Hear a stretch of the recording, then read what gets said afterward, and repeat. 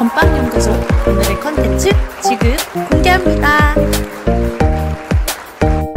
모든 날 모든 순간 라이피스! 안녕하세요. 저는 라이피스의 문가연 과장입니다. 안녕하세요. 저는 한진규 본부장입니다. 네, 반갑습니다. 반갑습니다. 네, 오늘은 저희가 관절염의 모든 것, 증상부터 예방까지라는 주제를 가지고 오늘 이야기를 나눠볼까 하는데요. 진규 본부장님, 네. 혹시 아침에 일어났을 때 관절이 좀 뻣뻣하거나 네. 아니면 약간 좀 무릎이 아프다거나 허리가 아프다거나 이런 적 혹시 있으신가요? 저는 네. 이제 허리가 조금 이제 안 좋아서 네. 이제 평상시에는 괜찮은데 일어날 때 살짝 통증이 있습니다. 아, 일어날 때 네. 어떤 통증이세요? 약간 뭐 뻣뻣하게 굳어진다 아니면은 굳어진다기보다는 그냥 뭔가 쑤시는 느낌? 쑤시는 느낌. 살짝. 아, 네. 그러시구나. 이런 분들이 오늘 영상을 집중해 주셔야 됩니다. 네. 집중해주세요. 네, 꼭 집중해 주세요. 아침에 일어났을 때 약간 뻣뻣하거나 네. 뭐 감직이 좀 되거나 통증이 좀 있으시거나 이런 부분들이 이제 관절염의 시작을 알리는 신호거든요. 과장님은 저는 매우 건강합니다. 건강. 네. 그래요? 그냥 네. 한 번에 팍 그냥 일어났어요? 좀 피곤해서 한 번에는 못 일어나지만 뼈가 뭐 아프거나 시리거나 이런 거는 네, 아주 튼튼합니다. 네. 엄청 건강하시죠? 네, 힘하면 또 저고 건강하면 또 문가인이거든요. 네. 무거운 거 많이 잘 드시죠? 무거운 거 아주 잘 듭니다. 혼자 잘 드시죠? 네. 저 봤습니다. 맞습니다. 그래서 오늘 영상에서는 관절염의 주요 증상에 대해서 1편에서 한번 다뤄볼까 하고요. 네. 초기에 어떻게 알아차릴 수 있는지까지 저희가 한번 같이 살펴볼 테니까 오늘 영상도 끝까지 꼭 시청해 주시기 바랍니다. 네. 네. 본격적으로 시작할 건데 네. 진규 본부장님 그 관절염이요. 네. 증상이 네. 종류만 해도 100가지가 넘는 거 혹시 알고 계세요? 100가지 정도까지는 몰랐어요. 모르셨죠? 네, 저도 한두 가지, 한 세 가지. 한 3가지 정도? 네. 저도 한 3-4가지 정도는 들었는데 네. 야, 이 관절염의 증상이 무궁무진하더라고요, 정말. 100가지가 네, 100가지가 넘어요. 그 중에서도 저희가 오늘 6가지, 가장 많이 발생되는 6가지 증상에 대해서 알아볼까 하는데요. 네. 관절염이라 그래서 모두 같은 질병이 아니더라고요. 다 네, 다르죠. 다 다릅니다.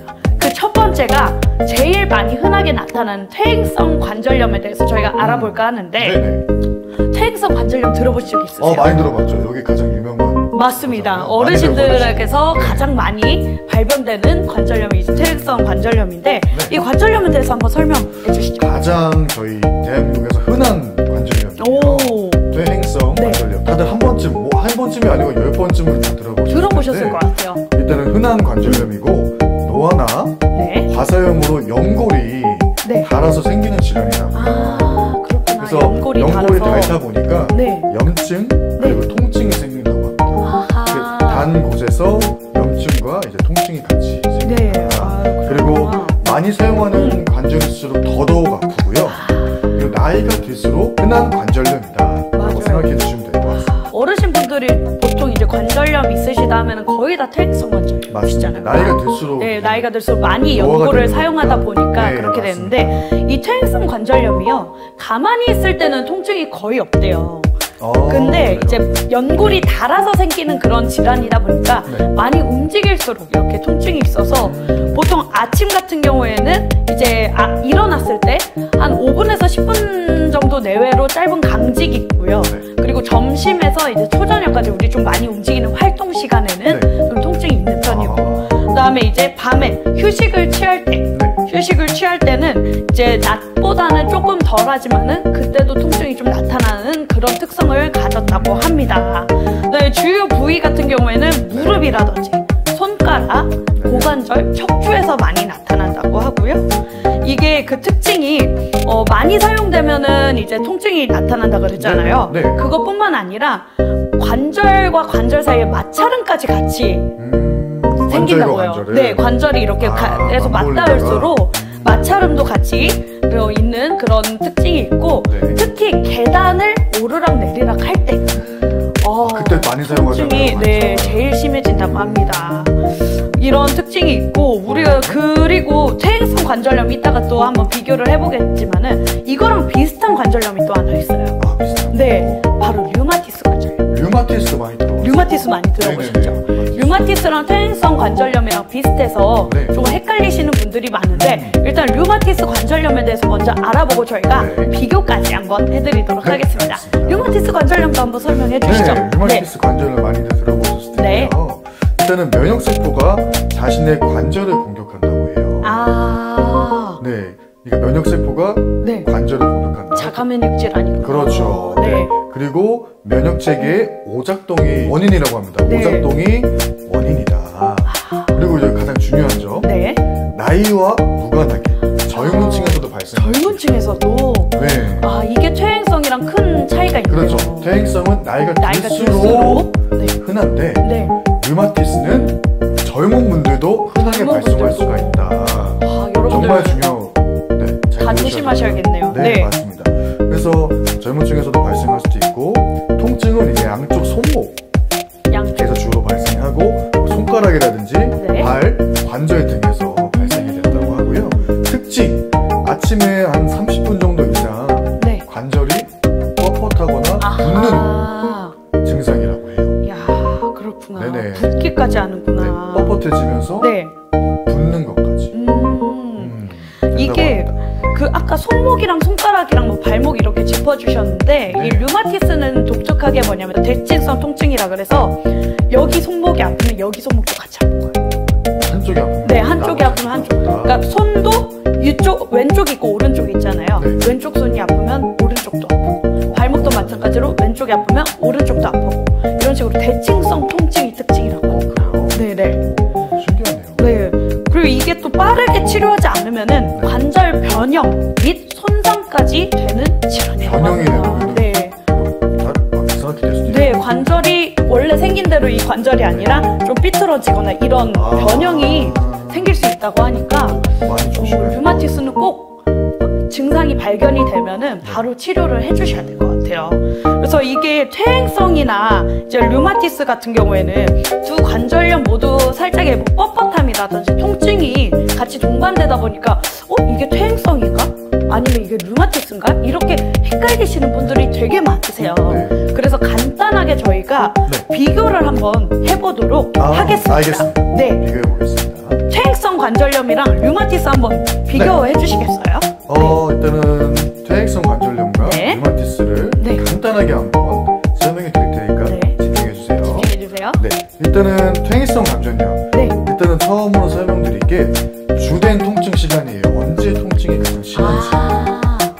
이것부터 말씀을 드릴 네. 건데, 일단은 퇴행성 관절염 같은 경우는 낮 동안 활동할 때, 활동할 때. 낮 동안 활동할 때 통증이 좀 많이 난다고 해요. 움직일 때. 맞아요. 네. 낮에. 그리고 류마티스 같은 경우는 아침에 뻣뻣함이 오래 간다. 뻣뻣하게 오래 올라간다고 간다. 합니다. 아침에. 그러니까 활동할 때 네. 통증이 나타나는지, 그러면 아니면 아침에 뻣뻣함이 오래 가는지, 이 두 가지 차이거든요. 네, 네. 그래서 이제 듣고 계신 선생님들이 어떤지 한번 체크해 보시면 좋을 것 같습니다. 맞습니다. 그리고 두 번째로 네. 아침에 어느 정도 뻣뻣한 강직이거든요. 네. 어느 정도 이제 퇴행성 관절염 같은 경우는 짧고 금방 풀린다고 합니다. 10분 이내. 10분 이내로. 네. 그리고 아까도 말씀드렸지만 류마티스는 30분 이상 지속이 된다고. 너무 오래 간다. 엄청 오래 너무 가죠. 힘드시겠어요. 30분 진짜. 동안 뻣뻣하고 강직해지면은 얼마나 불편하시겠어요. 아유, 그렇죠. 5분, 10분도 사실 본인이 느끼기에는 짧은 시간이 아니거든요. 그렇죠. 네. 많이 길죠. 야, 네네. 류마티스 30분 이상이나 가는 거. 금방 풀리는 거와 30분 이상 네. 되는 거. 그리고 통증 위치도 정말 중요합니다. 네. 네네. 퇴행성 관절염 같은 경우는 주로 한쪽에서 네. 이루어진다고 하고, 류마티스 관절염은 양쪽, 아까도 과장님 네. 아까 말씀드렸듯이. 한쪽이 아프면 한쪽이 아픈 것처럼 양쪽으로 발생이 된다. 네. 라고 보시면 되고요. 그리고 통증 부위 네. 정말 중요해요. 퇴행성 관절염은 무릎이나 네. 손가락 끝 마디라고 하고요. 류마티스 관절염은 손가락 두 번째 마디라고 합니다. 두 번째 마디. 독특하네요. 네, 정말 독특하죠. 보통 이제 마디 쪽이 많이 아프다라고 많이 표현을 하시는데 네네. 류마티스 같은 경우에는 두 번째 마디가 정말 통증이 신기하죠. 있다. 두 번째, 뭐 첫 번째, 세 번째도 아니고 네네. 두 번째 마디부터라고. 아하. 그리고 손목. 손목. 그래서 무릎이 아프냐, 네. 손가락 두 번째 마디고 손목이 아프냐, 이 차이를 두시면 돼요. 아. 네네. 그리고 이제 마지막으로 네. 붓기랑 열감에 따라 다르다고 해요. 그래서 퇴행성 관절염 같은 경우는 드물거나 경미하다고 합니다. 붓는 게. 네. 드물거나 경미하다. 그러니까 약하다라고 보시면 되는데 류마티스는 자주 붓는다고 해요. 자주 붓는다. 그리고 열감이 무조건 듭니다. 류마티스는. 네네. 그런 또 명확한 차이점이 있네요. 네. 그러니까 약간 쉽게 말하면 예시를 들자면 무릎이 아프고 좀 움직이면 괜찮다. 이거는 이제 퇴행성 관절염이고 그리고 손가락 마디가 양쪽 다 붓고 붓는 게 포인트입니다. 맞습니다. 붓고 아침에 잘 펴지지 않는다. 그러면은 류마티스 관절염이다. 이렇게 우리가 구분을 할 수 있겠습니다. 맞습니다. 네, 또 다음으로 넘어가면요. 아직 이제 4가지가 남았는데 혹시 통풍성 관절염이라고 들어보셨어요? 통풍성 관절염? 통풍성 못 들어봤습니다. 네. 통풍이라는 걸 우리가 좀 들어봤잖아요. 네, 이게 요산 결정이 관절에 쌓여서 염증을 유발하는 질환입니다. 그래서 보통 엄지발가락에 급성 통증이 발생한다고 하는데 이 통증이 진짜 극심해서 정말 견딜 수가 없는 수준이라고 해요. 네, 원인을 말하자면은 이제 고요산혈증이라고 요산이 정상 수치보다 훨씬 높게 존재하는 상태를 이 고요산혈증이라고 하는데 요산이 너무 많아지면은 결정 형태로 해서 관절에 쌓여서 통풍이 발생하거든요. 그것을 고요산혈증이라고 합니다. 네, 원인에는 고요산혈증이 있고 그리고 고기라든지 술이라든지 이런 것을 과다 섭취했을 때도 또 이 통풍성 관절염이 온다고 하고요. 고기랑 술 많이 먹었을 때. 네, 고기나 술 과다 섭취했을 때. 그리고 이건 통증의 특징이 뭐냐면 급성 통증이 특징이에요. 급성. 그러니까 주기적으로 아픈 게 아니라 급성으로 통증이 오는 거. 네. 그리고 발적이라든지 붓기까지. 그래서 이게 갑자기 오기 때문에 응급치료가 꼭 필요하다고 합니다. 통풍성 질환. 준비를 하고 있어야 되겠네요. 그러니까요. 이게 긴장이 될 것 같아요. 언제 통증이 올지 모르니까. 맞아요. 언제 어느 때 예를 들어서 퇴행성 같은 경우는 움직일 때 통증이 오고 류마티스 같은 경우는 아침에 좀 뻣뻣함이 오고 이런 이제 주기적인 그런 통증과 붓기가 있는데 이 통풍성 같은 경우에는 정말 급성으로 오기 때문에 이 관절염이 있으신 분들은 항상 늘 긴장을 하셔야 되는 거예요. 언제 올지 모르니까. 오시면은 바로 응급으로 치료할 수 있게 준비를 하셔야 됩니다. 맞습니다. 네, 이런 특징이 있고 또 4번째로 살펴보면요. 강직성 척추염입니다. 강직성 척추염을 들어보셨죠? 강직성 척추염은 어떤 거죠? 강직성 척추염 같은 경우는 다들 들어보셨을 텐데요. 일단은 강직성 척추염은 척추와 골반 부위에 염증이 생긴다고 합니다. 척추와 골반 부위에 염증이 생기고 점차 뼈가 붙어서, 그러니까 뼈가 붙는 거죠. 붙어서 움직임이 제한이 되고 통증이 지속되는 질환이라고 해요. 강직성 척추염입니다. 그렇구나. 정말 중요한 것도 있어요. 이게 특히 청년층 남성한테 흔하다. 청년층 남성에게 흔하다. 저 30대인데 청년이죠. 네, 저 같은 청년층 남성에게 흔하다. 근데 진규범 부장님 그 허리 통증이 좀 있으시잖아요. 맞아요. 조금 조심하셔야겠는데요? 약간 이런 느낌이 있긴 하겠네요. 한번 검사 한번 맡아봐요. 이게 그 증상이 움직이면은 좀 나아지고 가만히 있을 때는 좀 통증이 발생한다고 하거든요. 강직성 척추염이. 맞아요. 근데 모든 사람이 다 그러지 않나요? 가만히 저 안 그러는데? 아니 허리를 안 쓰고 가만히 있으면은 근데 움직이면은 나아지고 가만히 있을 때는 통증이 오는 거예요. 어떠세요? 통증은 안 와요. 통증은 안 오고 살짝 뻣뻣해진다. 통증은 안 오고 살짝 뻣뻣해진다. 뻣뻣해지는데 조금이라도 움직이면 바로 풀어지는. 병원 한번 가보겠습니다. 청년층 남성이기 때문에 좀 조심하셔야 될 것 같아요. 강직성 척추. 맞습니다. 이게 왜냐면은 치료를 하지 않으면은 그 척추가 굳어요. 굳고 변형이 될 수 있어서 이게 강직성 척추염이거든요. 굳을 수가 있어서. 그래서 좀 많이 굳으면은 가만히 눕히지도 못하는 거잖아요. 이 대표적인 증상이 허리 통증이라고 해요. 허리 통증. 그 다음에 이제 아침에 일어났을 때 딱 강직이 되어 있는 형태인 거예요. 그리고 엉덩이 통증, 아까 골반 통증이 있다고 했잖아요. 엉덩이 통증도 같이 유발이 되고, 그 다음에 척추 유연성이 감소되는 거죠. 우리 허리 돌리기라든지 이런 게 그 강직성 척추염을 앓고 계신 분들은 굉장히 힘들다고 해요. 이렇게 허리를 허리를 돌리고 허리 스트레칭 같은 것도 굉장히 힘들어 하시는 그런 특징을 가지고 있습니다. 그리고 이제 다음으로 넘어가 보면 이거는 진짜 좀 생소한 것 같은데 건선성 관절염. 이 피부 건선이라는 질환이 있어요. 네. 제가 여기에 대해서는 좀 잘 아는데 네네. 제가 이 피부 질환을 이제 치료를 해주는 한의원에서 근무를 오랫동안 했었습니다. 네. 그 중에서 이제 건선 피부 질환이신 분들이 되게 많이 왔는데 이 건선이 되면요, 네. 그 피부가 코끼리 피부처럼 굉장히 두꺼워지고 그 우리 이런 얇은 살성이 아니라 네. 딱지라고 표현해야 되나요? 딱지가 살이 돼요. 그러니까 이런 살색이 아니라 여기 다 상처예요, 상처. 건선이 오면은. 그래서 되게 빳빳해요. 이렇게 팔을 굽히는 게 저희는 지금 되게 자연스럽잖아요. 안 될 것 같은데요. 그 진짜 네. 안 돼요. 다 이렇게 상처로 다 되어 있어가지고.